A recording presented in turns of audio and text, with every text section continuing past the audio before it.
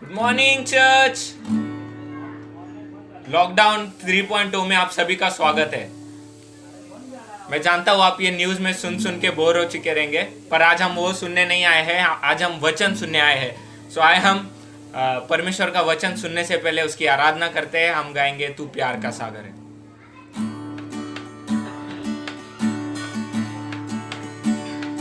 तू प्यार का सागर, सागर दया का तू है। तू प्यार का सागर, सागर दया का तू है। तेरे प्यार के सागर में हम तैरना चाहते हैं। तेरे प्यार के सागर में हम तैरना चाहते हैं। तू प्यार का सागर, सागर दया का तू है। गहराई मिले सागर की, ऊंचाई मिले आसमां की। गहराई मिले सागर की, ऊंचाई मिले आसमां की। पर कोई नापना पाएगा गहराई तेरे प्यार की। पर कोई नापना पाएगा गहराई तेरे प्यार की। तू प्यार का सागर, सागर दया का तू है। तू प्यार का सागर, सागर दया का तू है। परमेश्वर होने पर भी तू मानव रूप धारण किया।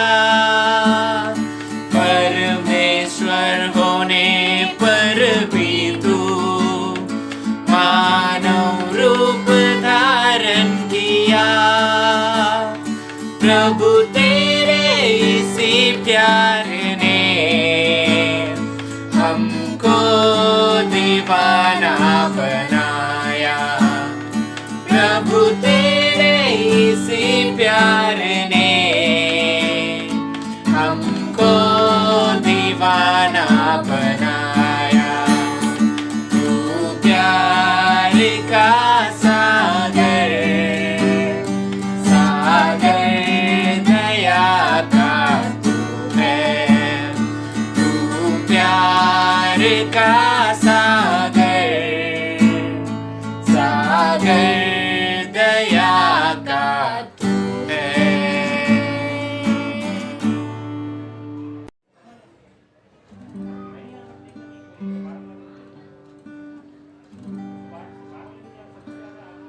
Oh Lord my God, when I in awesome wonder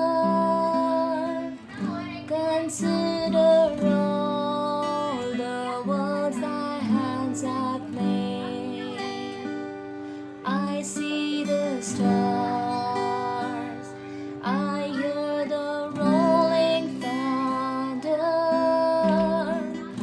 thy power throughout the universe displayed. Then sings my soul, my Savior God to thee. How great thou art, how great thou art.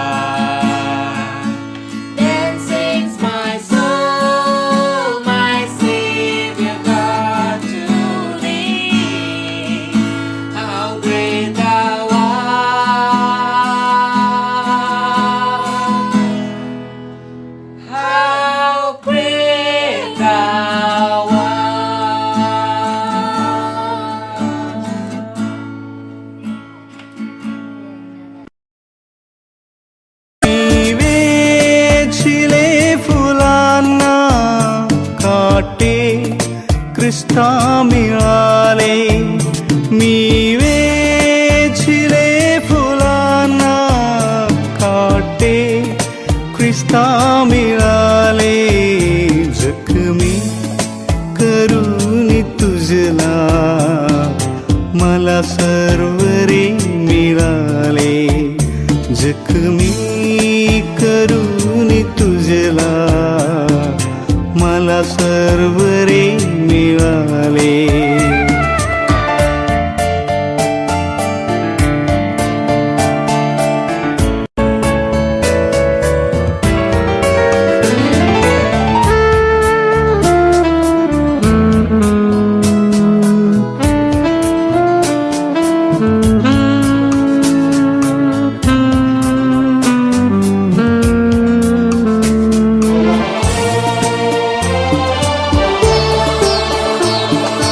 हाती पाय खोल तुझिया रुतले खिले दुधारी. हाती पाय खोल तुझिया रुतले खिले दुधारी. मी रोगमुक्त झालो फटके तुला मिळाले. जखमी करून तुझला मला सर्व रे मिळाले. जखमी करून तुझला मला सर्व रे मिळाले.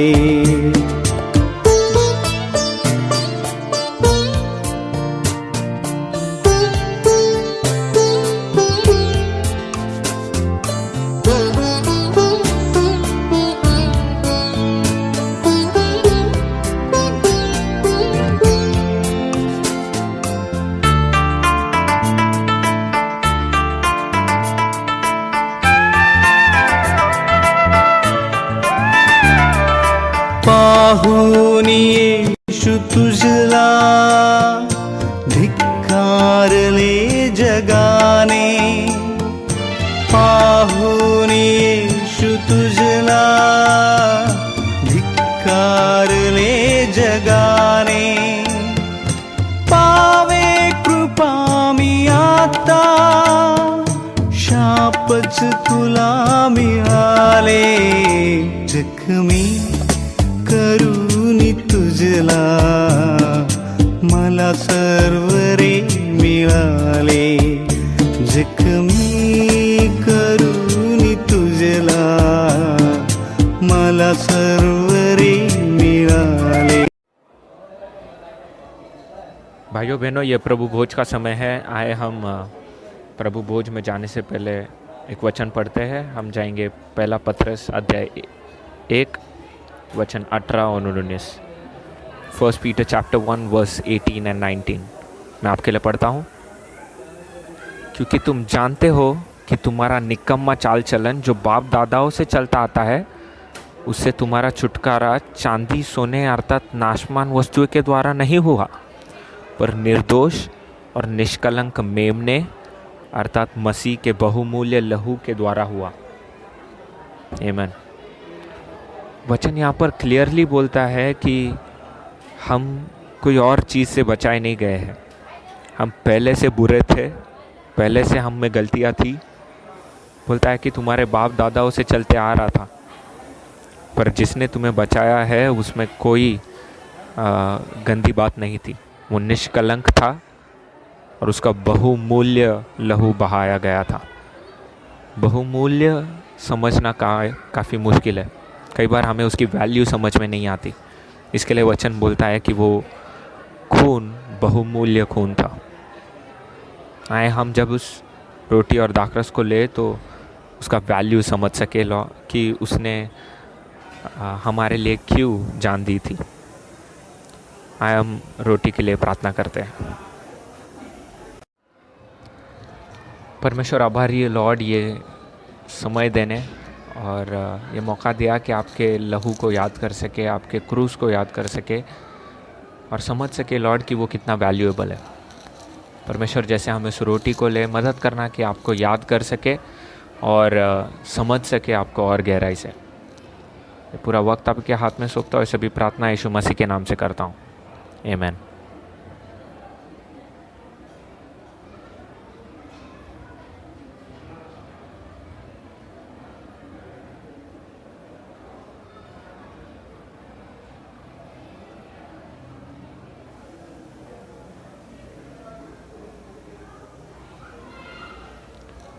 परमेश्वर, बहुत खुश हूँ आपका बहुमूल्य लहू हमारे लिए बहाने के लिए।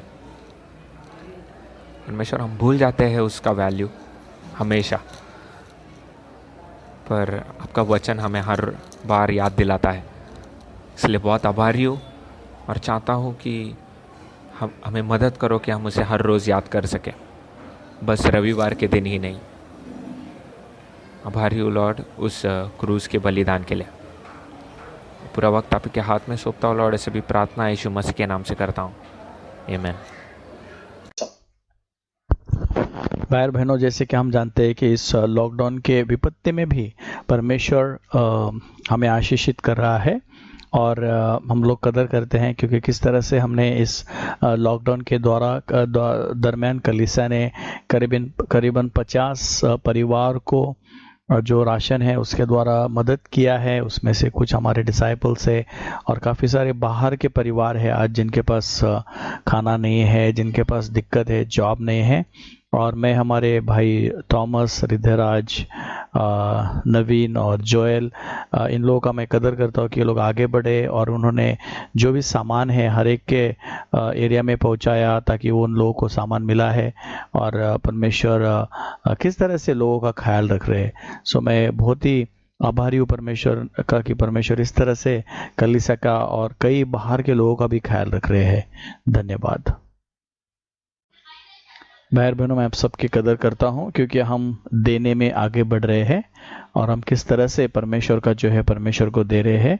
और मैं कदर करता हूं कि हम में से कई लोग आज जो कंट्रीब्यूशन है ऑनलाइन ट्रांजैक्शन करना सीखे हैं और उस तरह से कर रहे हैं। तो इस महीने का भी जो भी हमारा कंट्रीब्यूशन है हम ऑनलाइन पे कर सकते हैं। और अगर आप ऑनलाइन ट्रांजैक्शन नहीं कर पा रहे हैं तो आप हमारे भाई संदीप को आपका जो भी कंट्रीब्यूशन है आप उनके पास दे सकते हैं। आप उनसे फ़ोन पे संपर्क कर सकते हैं और वो आपका जो कंट्रीब्यूशन है वो कलेक्ट कर सकते हैं। और इससे भी अगर आपको पॉसिबल नहीं है, अगर ये संभव नहीं है, तो जो भी आप कंट्रीब्यूशन आपका डिसाइड करते हैं या आप देना चाहते हैं वो आप साइड में रखिए और जब भी मौका मिलेगा तो चर्च की तरफ से संदीप भाई वो कलेक्ट कर लेंगे। धन्यवाद। हम कंट्रीब्यूशन के लिए प्रार्थना करते हैं। परमेश्वर, बहुत आभारी हूँ कि आपने हमारी हर एक ज़रूरतों को पूरा किया है, हर एक इच्छाओं को पूरा किया है लॉर्ड, और इस लॉकडाउन में भी हमारी ज़रूरतों को पूरा कर रहे हो। प्रार्थना करता हूँ जो भी कंट्रीब्यूशन हम लोग इकट्ठा कर रहे हैं, जो भी हम लोग दे रहे हैं, इन सब के द्वारा लॉर्ड उन सब लोगों की आप रक्षा करना, उन सब के नीड्स पूरे करना जो लोग पूरे लॉकडाउन में जिन्हें हेल्प चाहिए लॉर्ड। प्लीज़ गॉड हेल्प करना कि आपको इन सब के द्वारा आपकी महिमा हो सके और इन सब के द्वारा आपका राज्य आगे बढ़ सके। सभी प्रार्थना लॉर्ड यीशु मसीह के नाम से करता हूँ, आमीन।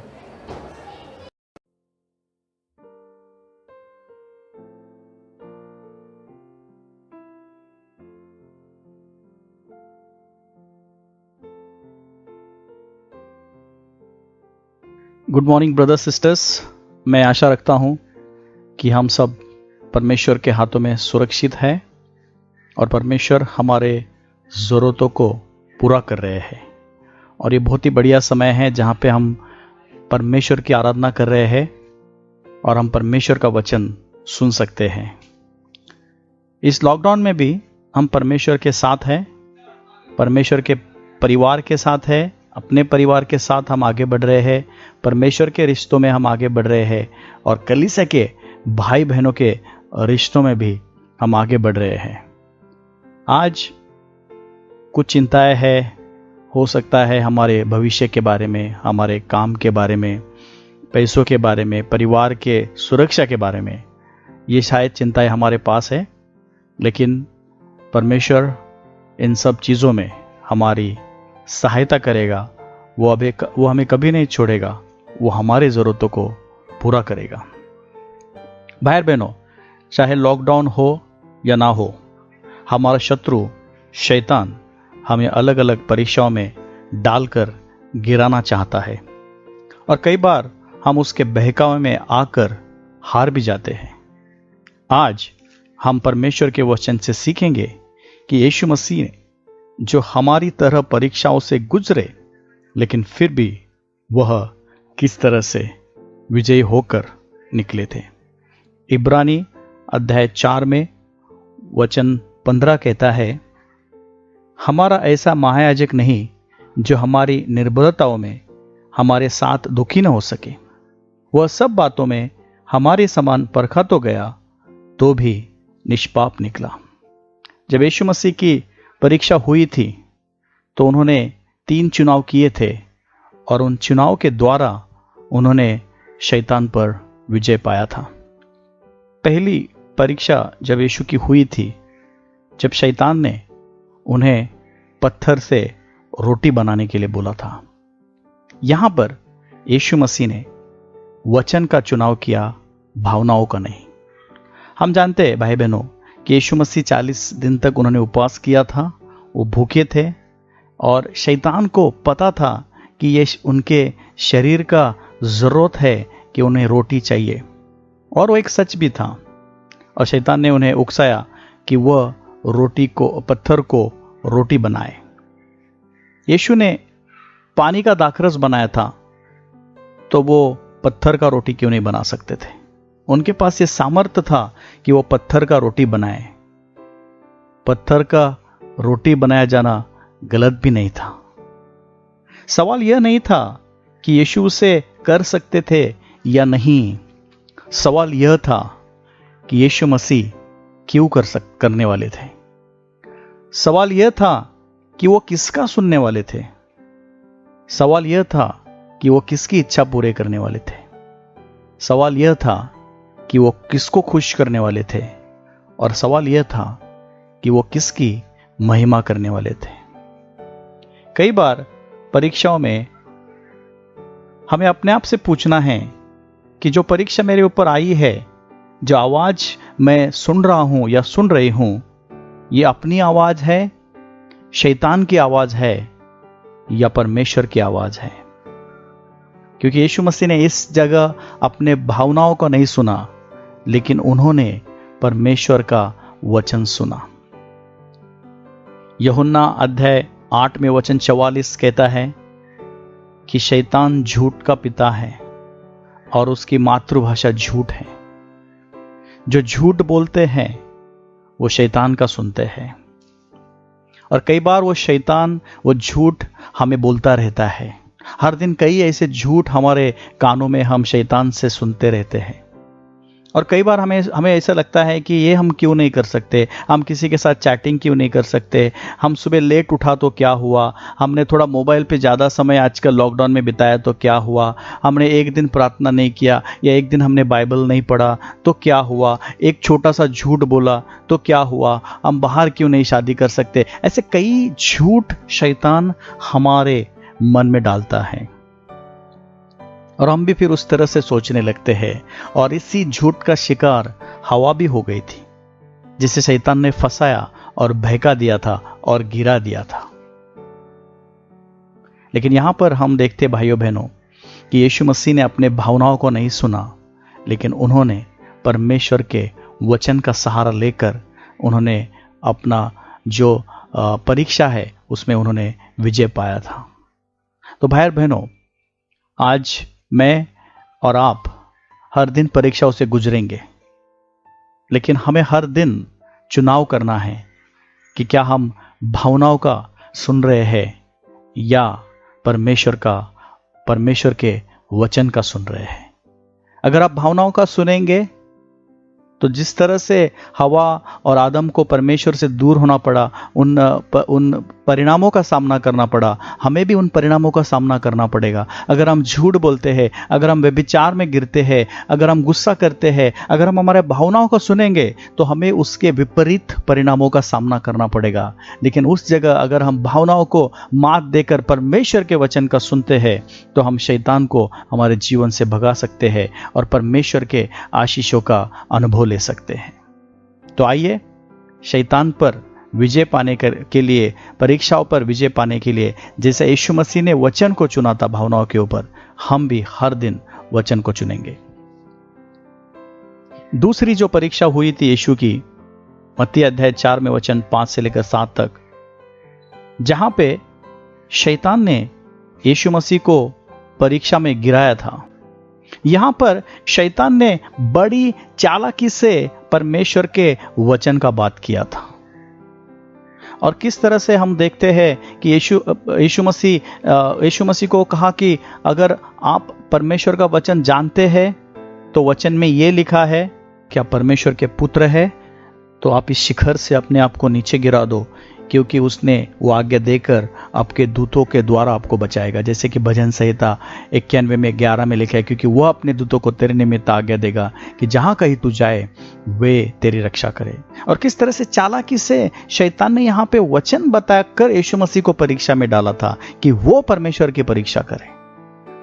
और एक संदेह यहाँ पे हम देखते हैं कि यीशु मसीह के मन में शैतान ने डाला था कि यदि आप परमेश्वर के पुत्र हैं।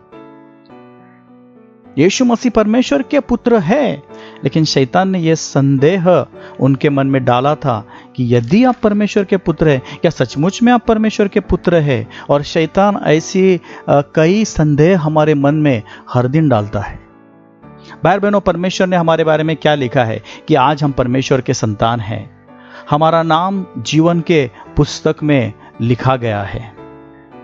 हम पवित्र किए जा चुके हैं, हमें शुद्ध किया गया है, हम परमेश्वर की रचना है, हम परमेश्वर की कलीसिया है, हम परमेश्वर का मंदिर है, हम स्वर्ग में जाने वाले हैं, परमेश्वर हमारे साथ है। ये सब बातें आज हमारे बारे में परमेश्वर ने लिखी है और हमें ये भरोसा दिया है। जब हम भरोसा करते हैं तो हम परमेश्वर के वचन पर चलते हैं। हम परमेश्वर की परीक्षा नहीं लेते। जैसे कि हम अब्राहम के बारे में जानते हैं, उसने भरोसा किया। जब उसने भरोसा किया तो उसका आशीषों का अनुभव लिया। शैतान हमें परीक्षा करने के लिए उकसाता है। वो आज इस कठिन समय में हमारे दिलों में कई संदेह पैदा कर रहा है। इस लॉकडाउन में क्या होगा? क्या हमारा रक्षा होगा? क्या हमारा जॉब का क्या होगा? क्या हमारी ज़रूरतें पूरा होगा? हमारा करियर का क्या होगा? आगे हमारे पढ़ाई का क्या होगा? क्या हमें पगार मिलेगा या नहीं? ये सब चीज़ों के बारे में शैतान हमारे मन में परीक्षा करने के लिए संदेह उत्पन्न कर रहा है। परमेश्वर पे भरोसा करना ये परीक्षाओं में विजयी होने का एक रास्ता है। यीशु के पास वो ताकत थी कि वो कूद सकते थे और स्वर्गदूत उनको बचाते थे, लेकिन यीशु ने परमेश्वर की परीक्षा नहीं की, लेकिन उन्होंने भरोसा किया। भाई और बहनों, परमेश्वर पे भरोसा रखने का मतलब है उनके आज्ञाओं पर चलना और बाकी परमेश्वर पे छोड़ना। जैसे कि हम जानते हैं, नोहा ने जहाज इसलिए बनाया क्योंकि उसने ये विश्वास किया कि परमेश्वर ने बोला है बारिश आएगा तो आएगा, और ये भरोसा उसने कैसे दिखाया? उसने नाव बनाया। जैसे अब्राहम ने परमेश्वर ने जो उसको वादा किया था कि मैं आपको मैं बहुत सारा आशीष दूंगा और आपके संतान आकाश के तारों के जैसे बनेगी, और उसने भरोसा कैसे दिखाया? उसने अपना देश और अपने लोग और ये सब कुछ छोड़कर वो चला गया। यहोशुआ के बारे में हम जानते हैं कि उसने यरीहो नगर को चक्कर लगाए। उसने भरोसा किया कि इस नगर को परमेश्वर हमारे हवाले कर देगा, और वो भरोसा कैसा दिखाया कि जो परमेश्वर ने आज्ञा दी थी वो उसने किया। यीशु ने परमेश्वर पे भरोसा किया कि एक दिन मेरा पुनरुत्थान होगा, मैं मृत्यु पर विजय पाऊंगा, और ये वो भरोसा उन्होंने कैसे दिखाया कि वो क्रूस पर जाने के लिए तैयार हो गए। भाई और बहनों, जब हम परीक्षा करते हैं तो हम परमेश्वर के वादों पर संदेह करते हैं। और हम उसके ऊपर भरोसा नहीं करते। जब हम भरोसा नहीं करते तो हम परीक्षाओं में गिर जाते हैं। यीशु मसीह ने परमेश्वर के वचन को सामर्थ करके शैतान के खिलाफ इस्तेमाल किया और उन्होंने ये जवाब दिया था कि पवित्र शास्त्र में यह भी लिखा है। उन्होंने वचन के खिलाफ वचन का ही इस्तेमाल किया था। जब हम परमेश्वर के वचन का पालन करते हैं, जो वचन वो हमें सिखाते हैं, जब हम उसका पालन करते हैं तो हम उनके ऊपर भरोसा करते हैं। मैं आपको 2 किसानों की कहानी बताना चाहता हूं। 2 किसान जो बहुत परेशान थे क्योंकि उनके यहां पे अकाल था, बारिश नहीं आ रहा था, और एक साल उन्होंने प्रार्थना किया दोनों ने मिलके कि परमेश्वर आप इस साल आप बारिश लाओ ताकि हमें फसल मिले और हमारा जो खेती है बढ़िया रीति से आ सके। कुछ दिनों के बाद एक किसान इंतजार में बैठा रहा कि बारिश कभी आएगा। दूसरे किसान ने अपना हल लिया, अपने औजार लिए और उसने अपने खेती में मेहनत किया, बीज बोए और अपने जो खेती है उसको तैयार किया बारिश आने के लिए और खेती को वहां पे फसल आने के लिए। एक दिन बारिश आया, लेकिन एक ही किसान के खेत में उसका फल आया, क्योंकि दूसरे किसान सिर्फ बारिश का इंतजार कर रहा था, लेकिन उसने अपने खेती को तैयार नहीं रखा था। जब हम परमेश्वर पे भरोसा करते तो ऐसा ही होता है। जब हम परमेश्वर पे भरोसा करते हैं तो उन्होंने जो हमें बताया है वो करते रहते हैं और आशीषों का जो जिम्मेदारी है हम उनके ऊपर छोड़ देते हैं। और वही लोग परमेश्वर के आशीषों का अनुभव ले सकते हैं जो उनके ऊपर भरोसा करके परमेश्वर के वचन का पालन करते हैं। चाहे हमारा करियर है, चाहे हमारा परिवार है, चाहे हमारा शादी होना है, चाहे हमारे पैसे का जरूरत है, चाहे हमारे शरीर का हर एक जरूरतों के लिए जो भरोसा करते हैं वो परमेश्वर के वचन का पालन करते हैं, जैसे यीशु मसीह ने किया था। हमारे विरार सेक्टर में एक कपल है सुनाम और मधु, मैं उनके बारे में कुछ बताना चाहता हूं कि लॉकडाउन के कारण सुनाम जो है वो म्यूजिक का काम करते हैं और एक टाटा पावर करके इंस्टीट्यूट में वो म्यूजिक सिखाते हैं जहां से उन्हें इनकम मिलता है और उन्हें कुछ बॉलीवुड से कुछ काम मिलता है म्यूजिक कंपोजिंग का और इस रिकॉर्डिंग का, और इन चीज़ों से उनका घर चलता है। लेकिन लॉकडाउन के दरमियान ये सारी चीज़ें बंद हो गई, उनका इनकम पूरा बंद हुआ है पिछले 2 महीने से। लेकिन मैं देखता हूं कि किस तरह से वो परमेश्वर पे भरोसा करते हैं। उन्हें ये चिंता थी कि मेरा क्या होगा आगे। 2 महीने से उन्होंने अपने घर का भाड़ा भी नहीं दिया था और वो चिंतित थे आगे क्या होगा। लेकिन वो चिंता में वो बैठे नहीं रहे, वो विश्वास किया परमेश्वर पे, प्रार्थना करते रहे। सुनाम और मधु एक फैमिली ग्रुप को लीड करते हैं, वो मिनिस्ट्री कर रहे हैं, एक परिवार को शिष्य बनाने के लिए मदद कर रहे हैं और बहुत सारा परमेश्वर के कामों में आगे बढ़ रहे हैं।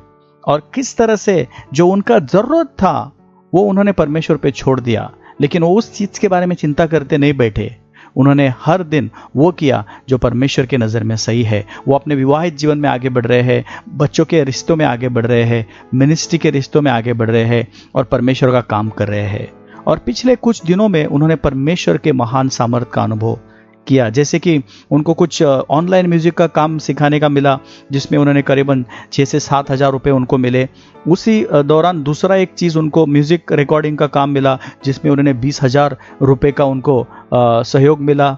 और एक अनुभव उन्होंने और एक आया कि उनका बर्थडे था और किस तरह से उस 6 मई को उनका बर्थडे था और 5 मई को उनका बर्थडे था और किस तरह से उस बर्थडे को उनको उनके म्यूजिक के स्टूडेंट्स ने 7,500 रुपए का सरप्राइज गिफ्ट उनके अकाउंट में डाल दिया। और ये सारे चमत्कार, ये सारी चीजें केवल परमेश्वर ही कर सकते हैं, क्योंकि उन्होंने परमेश्वर के ऊपर भरोसा किया और वो अपना कर्तव्य करते रहे और उन्होंने इस अद्भुत चीजों का अनुभव लिया है। भाई और बहनों, आज हमारे पास चुनाव है कि क्या हम भरोसा करके हम जो अपना जो कर्तव्य है वो करते रहे, हम प्रार्थना करते रहे, हम बाइबल पढ़ते रहे, हम अपने विवाहित जीवन को बढ़िया करते रहे, हम बच्चों के साथ रिश्ता बना सकते हैं, अभी जो परिवार के साथ समय मिला है उसको हम बेहतरीन कर सकते हैं, और बाकी चीजें हम मिनिस्ट्री में हमारे भाई बहनों के साथ और भी बेहतरीन रिश्ता बना सकते हैं, हम मिनिस्ट्री के कामों में आगे बढ़ सकते हैं, और परमेश्वर अपना काम करेगा, क्योंकि जो परमेश्वर पे भरोसा करते हैं वो कभी लज्जित नहीं होते। या तो फिर हम चिंता करके हम परमेश्वर की परीक्षा कर सकते हैं। जब हम परमेश्वर की परीक्षा करेंगे तो हम परीक्षाओं में विजय नहीं हो सकते, लेकिन जब हम परमेश्वर पे भरोसा करते हैं तो हम परीक्षाओं में विजय पा सकते हैं। तीसरी बात जिसके द्वारा यीशु ने परीक्षाओं पर विजय पाया वो है, यीशु ने आसान रास्ता नहीं अपनाया लेकिन क्रूस का रास्ता अपनाया। मत्ती अध्याय 4 में वचन 8 से लेकर 10 तक किस प्रकार से शैतान ने एक ऊंचे पहाड़ पर वो यीशु मसीह को लेके गए और पृथ्वी के सारे राज्य और वैभव दिखाया, और उन्होंने कहा कि यदि आप भूमि पर लेटकर मुझे प्रणाम करें तो यह मैं सब कुछ आपको दे दूंगा। किस तरह से यहां पे यीशु मसीह की परीक्षा हुई थी। शैतान ने उनको उन बातों का लालच था जिसके यीशु मसीह स्वामी थे, और किस तरह से शैतान ये चाहता था कि यीशु मसीह एक बार समझौता करे, वो उनको प्रणाम करे, ताकि ये सारे लालच मैं आपको दे दूंगा। ये सारे चीजें यीशु मसीह को मिलने वाले थे, लेकिन पहले यीशु मसीह को क्रूस के ऊपर जाना था भाई और बहनों। लेकिन यीशु मसीह को क्रूस पर जाने से पहले ही मैं आपको ये सब कुछ दे सकता हूं, ये शैतान ने लालच और एक झूठ उनके सामने रखा था, एक आसान रास्ता उनके सामने रखा था, क्योंकि क्रूस पर जाना आसान नहीं था, समझौता करना आसान था। हम जानते हैं कई उदाहरण है पवित्र शास्त्र में जहां पे लोगों ने समझौता किया था। हम जानते हैं यहूदा का कहानी जो यीशु मसीह के साथ था लेकिन उसने समझौता किया। हम जानते हैं हनन्याह सफीरा का कहानी जो परमेश्वर के कलीसिया में थे लेकिन उन्होंने शैतान का सुनकर समझौता किया, और ये लोग परीक्षाओं में गिर गए और उन परिणामों का उनको सामना करना पड़ा। लेकिन पवित्र शास्त्र में कैसे ऐसे उदाहरण भी है भाई और बहनों, जिन लोगों ने परमेश्वर का सुना, उन्होंने आसान रास्ता नहीं अपनाया लेकिन परमेश्वर का रास्ता अपनाया था। जैसे हम जानते हैं दानियल का कहानी, जिसने सिंहों के गुफा में भी परमेश्वर पे भरोसा किया, उन्होंने समझौता नहीं किया। शद्रक मेशक अबेदनेगो वो आग में जाने के लिए तैयार हुए लेकिन उन्होंने झुकने का मूर्ति के सामने समझौता नहीं किया, और जब ये लोगों ने ऐसा किया तो उन्होंने परमेश्वर के अद्भुत उपस्थिति और परमेश्वर के अद्भुत सामर्थ्य का अनुभव किया। चुनाव हमारा है भाई और बहनों। परमेश्वर के अद्भुत सामर्थ्य का अगर आपको अनुभव करना है, परमेश्वर के उपस्थिति का अनुभव करना है, तो हमें समझौते से बचना है भाई और बहनों। हमें समझौता नहीं करना है, चाहे हमारा व्यक्तिगत जीवन हो, चाहे हमारा विवाहित जीवन हो, चाहे हमारा पवित्रता हो, चाहे हमारा जॉब हो, हमारा करियर हो, हमें समझौता नहीं करना है। क्योंकि जब हम समझौता करते हैं तो हम परीक्षा में गिर जाते हैं और परमेश्वर के उन आशीषों का और उस अद्भुत जो सामर्थ्य है उसका अनुभव नहीं कर पाते हैं। यीशु को महिमा मिलने वाली थी, उनको सामर्थ्य मिलने वाला था, उनको सबके ऊपर अधिकार मिलना था, लेकिन क्रूस के बाद मसीही जीवन क्रूस के बिना नहीं होता भाई और बहनों। आसान तरीका नहीं है मसीही जीवन जीने का, बिना क्रूस के मसीही जीवन जिया नहीं जा सकता है। मसीही जीवन हमारे घर में शुरुआत होता है। आज हम सब लोग घर में हैं, आज हम एक दूसरे को देख रहे हैं, एक दूसरे के कमजोरी को देख रहे हैं। किस प्रकार से आज हम एक दूसरे के साथ हमारा अनुभव है? क्या हमारा परिवार एक सही ख्रिस्ती परिवार के जैसा हम एक दूसरे के साथ बर्ताव कर रहे हैं? क्या हमारे पति पत्नी के साथ हमारा वो बर्ताव है जो परमेश्वर चाहते हैं? क्योंकि परमेश्वर हमसे यही चाहते हैं कि हम एक दूसरे से प्रेम करें। आज हम ऐसे संसार में जी रहे हैं जहाँ पे हर एक चीज़ों में समझौता होता है, जहाँ पे व्यभिचार बहुत आसानी से होता है, जहाँ पे झूठ बोलना एक आम बात हो चुकी है, जहाँ पे गलत रिश्ते रखना एक आम बात हो चुकी है, जहाँ पे घूस लेना या देना एक आम बात हो चुकी है, जहाँ पे गर्लफ्रेंड बॉयफ्रेंड ये सब चीज़ें बहुत आसान हो चुका है। और किस तरह से अगर हम क्रूस की ओर ध्यान नहीं लगाएंगे तो हम भी इन चीज़ों में समझौता कर सकते हैं और हमें भी उन चीज़ों का लालच आएगा जो आज संसार कर रहा है, क्योंकि शैतान हमें लालच देता है। शैतान हमारे शरीर के वासनाओं का लालच देता है। शैतान हमें संसार के अभिलाषाओं का लालच देता है, क्योंकि वो हमें गिराना चाहता है। लेकिन जब हम क्रूस को पकड़ के रहते हैं भाई और बहनों, तो हम विजयी होते हैं, क्योंकि हम समझौता नहीं करेंगे। और जैसे एक मृगजल होता है जो दिखता है, लेकिन जब हम उसके करीब पहुंचते हैं तो वहां पे कुछ नहीं होता है।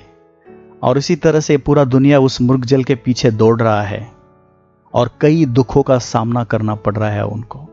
समझौता कई दुखों का कारण है। जब व्यभिचार करते हैं उससे कई दुख आते हैं, कई परिवार नष्ट होते हैं, कई बच्चों का जीवन नष्ट होता है, कई रिश्ते नष्ट होते हैं। जब झूठ बोलता है कई रिश्ते टूट जाते हैं, कई चीज़ों का सामना करना पड़ता है। जब कोई गलत काम होता है उसका परिणाम होता है, और उन परिणामों में आज कई लोग संसार में नाश हुए हैं। लेकिन क्योंकि यीशु मसीह ने हमें उस क्रूस के तरफ वो लेके आए हैं, हम आज कई परिणामों से बचे हैं और हमें इसके प्रति ग्रेटफुल रहना है भाई और बहनों। अगर हमें विजय पाना है तो हमें क्रूस उठाना है। परमेश्वर हमारे साथ है, वो हमें छोड़ेगा नहीं, लेकिन समझौते से हमें बच के रहना है। यानी क्या हम कोई चीज में समझौता कर रहे हैं जो परमेश्वर के खिलाफ है? छोटा सा समझौता, लेकिन जिसका परिणाम शायद हमें बड़ा भुगतना पड़े। कुछ साल पहले मुझे याद है, जब मैं कॉल सेंटर में जॉब पे था और हम लोग बहुत सारे कॉल्स आते थे हमको और बहुत सारा काम होता था, और मेरे कुछ कलीग्स ने टेलीफोन पे कुछ ऐसे ट्रिक्स निकाले थे जो अगर हम कुछ बटन दबा देते थे तो हमारे कॉल्स थोड़ा रुक के आते थे, 10 मिनट हमें रेस्ट मिलता था। और ये चीज़ें मैं भी करने लगा था, और जब हम वो करते थे तो हमें थोड़ा आराम मिलता था। लेकिन कुछ दिनों के बाद मुझे ऐसा लगा कि अरे मैं तो परमेश्वर का शिष्य है, मैं कैसे कर सकता हूँ। और फिर मैंने परमेश्वर से माफ़ी मांगा और मैंने इस चीज़ के बारे में पश्चाताप किया और मैं करना बंद किया। लेकिन मेरे कलीग्स वो करते रहते थे। फिर मैंने उनको भी समझाया कि नहीं, ये करना गलत है, हम कंपनी के खिलाफ जा रहे हैं। लेकिन उन्होंने बात सुना नहीं मेरा, वो करते रहे। और जब बहुत सारे कॉल्स आते थे, मैं दिन भर काम करता था, लेकिन मेरे कलीग्स थोड़ा आराम करके काम करते थे, उनके भी सारे कॉल्स मेरे पास आते थे। कुछ दिनों के बाद कंपनी ने ये जाना कि हमारे पास कॉल कुछ कम आ रहे हैं, क्योंकि कॉल कम आ रहे तो कंपनी का जो आमदनी है वो कम हो चुका था। और फिर उन्होंने वो सारा जो डेटा है वो निकाला और उन्होंने देखा कि यहाँ पे कुछ तो गड़बड़ हो रहा है, और वो सब उन्होंने खोज किया और मेरे कलीग में से पकड़कर कई लोगों को उन्होंने जॉब से निकाल दिया, उस काम से उन्होंने उनको निकाल दिया। और मैं ये सोचता रहा कि अगर मुझे इस तरह से जॉब से निकाला जाता तो मुझे क्या फील होता था, परमेश्वर को क्या फील होता था। लेकिन परमेश्वर का अनुग्रह मिला कि मैंने सही समय पे पश्चाताप किया, क्योंकि जॉब में मुझे कोई देखे ना देखे, परमेश्वर मुझे देखता है।